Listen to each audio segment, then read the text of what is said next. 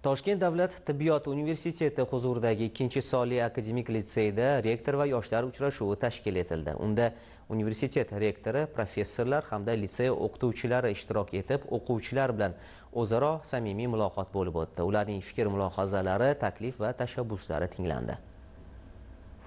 Toshkent davlat tibbiyot universitetiga qarashli 2-sonli akademik litseyda zamonaviy ta'lim muhiti yaratilgan.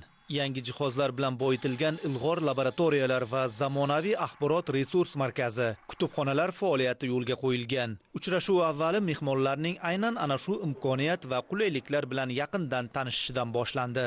Qayd etildiki, davlatimiz rahbarining ta'limga bergan e'tibori natijasi o'laroq yaratilgan bu sharoitlar o'quvchilarning ilmiy salohiyatini oshirish va amaliy ko'nikmalarini mustahkamlashga xizmat qiladi.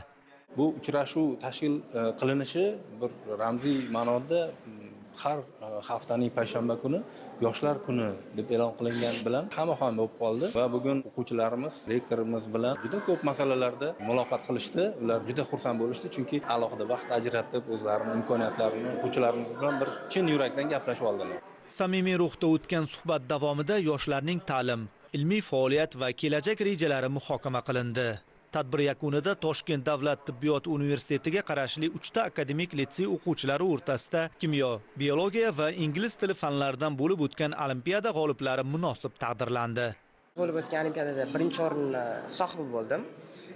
Men bu fanni yoshligimdan beri qiziqib o'qiyman. Kelajakda bo'lib o'tadigan xalqaro olimpiadalarda ham qatnashishga umid qilaman. Ustozlarim juda ham ko'p harakat qilishadi, rosa ko'p yordam berishadi. Yaqinda qurilgan laboratoriya jihozlaridan foydalanib ko'rdik.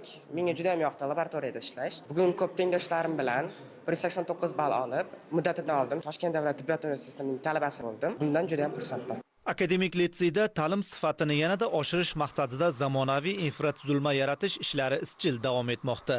Tashkil etilgan bu kabi uchrashuvlar esa o'quvchilarni har tomonlama qo'llab-quvvatlash, ularning intellektual salohiyatini rivojlantirish hamda ilm-fanga bo'lgan qiziqishini yanada oshirishga xizmat qilishi bilan ahamiyatli bo'ldi.